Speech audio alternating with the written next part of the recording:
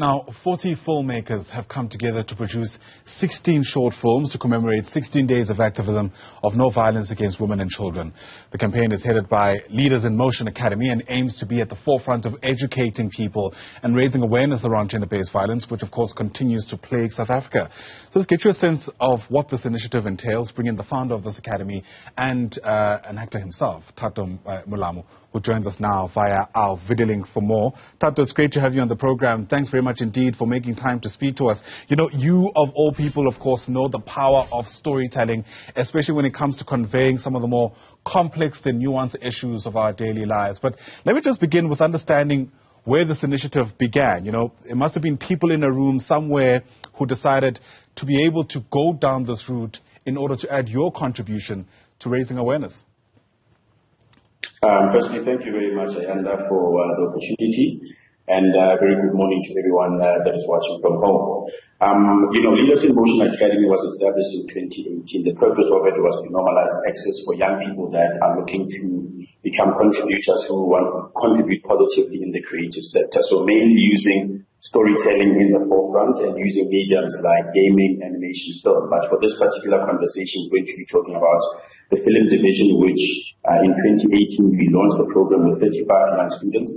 But the beauty about Leaders in Motion Academy is not just an academy where we teach you the skill of film, we teach you the skill of entrepreneurship, but most importantly, how to be a conscious content creator and understanding the power of storytelling and how you can use it to drive society to become a much better place. So in 2019, we then launched the 16 Short Filmmakers Project. We had 92 young people, and we tasked them to create 16 short stories dealing with different themes around 16 days of activism. To raise awareness because people are consuming content on a day-to-day basis. And this year, we then got 40 young students, 16 writers, 16 directors, and 8 producers. We had 8 females from a director's point of view, 8 males from a director's point of view, the same with writers, and with producing was 2 each. But the difference with this particular project was that then women would then direct from a male view and males would direct from a female perspective.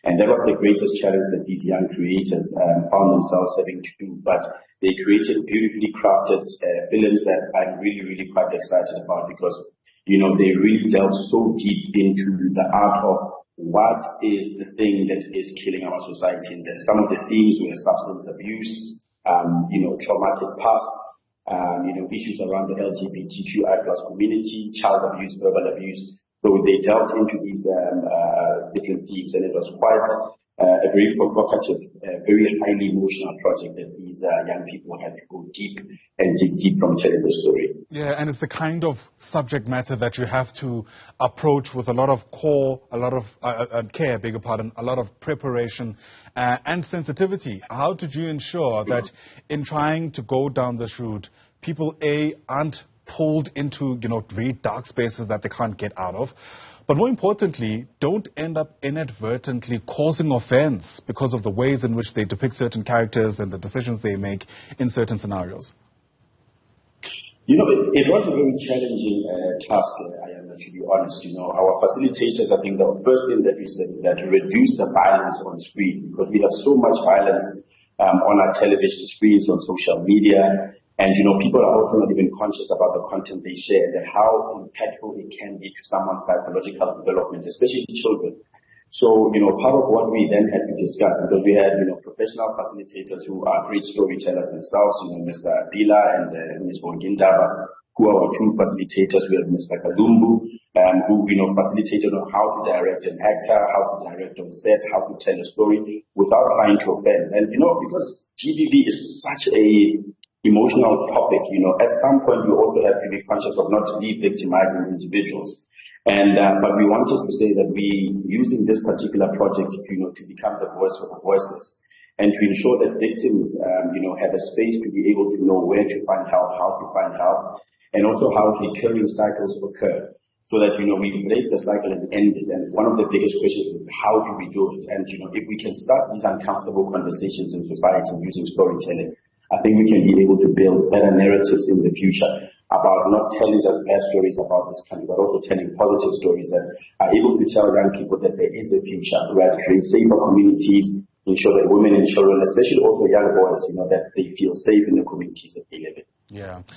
In making different artistic decisions, it's important to kind of contemplate what your end objective is in whatever project you're working on. So I'm going to throw that question to you. What would you say was the objective here? Was it to create a conversation, to have a shock value to it, or just to reflect society as it is and allow people to draw from that what they will?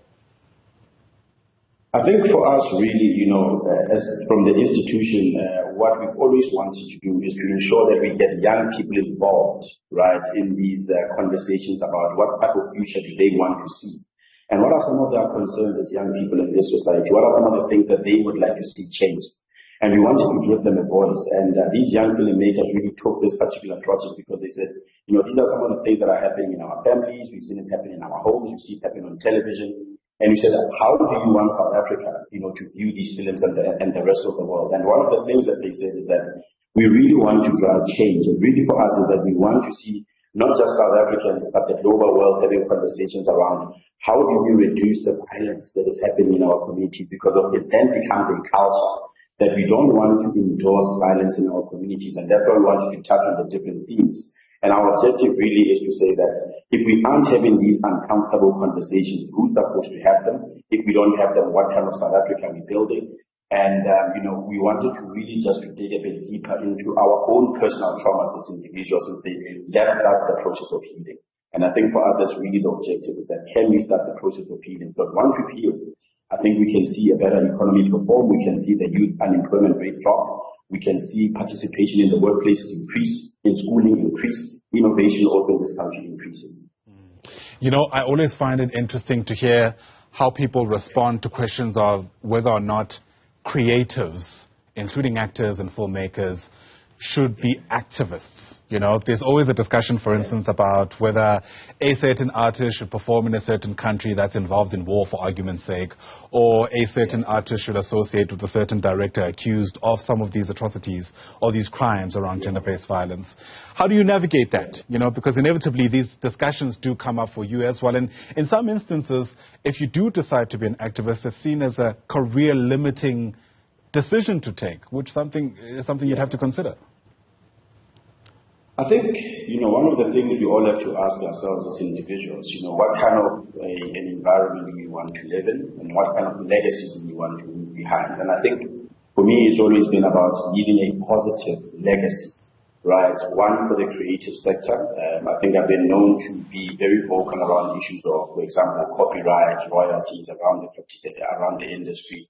And some of the things is that, there are some sacrifices that we all continuously have to make in order to ensure that we achieve better results in the country. And, I'm not saying that I'm right, but the hope is that the intent is to ensure, like, for example, when we started in an academy like Leaders in Motion Academy, is to give opportunities to young people that are willing to learn and give them the best education, similar standards to private institutions.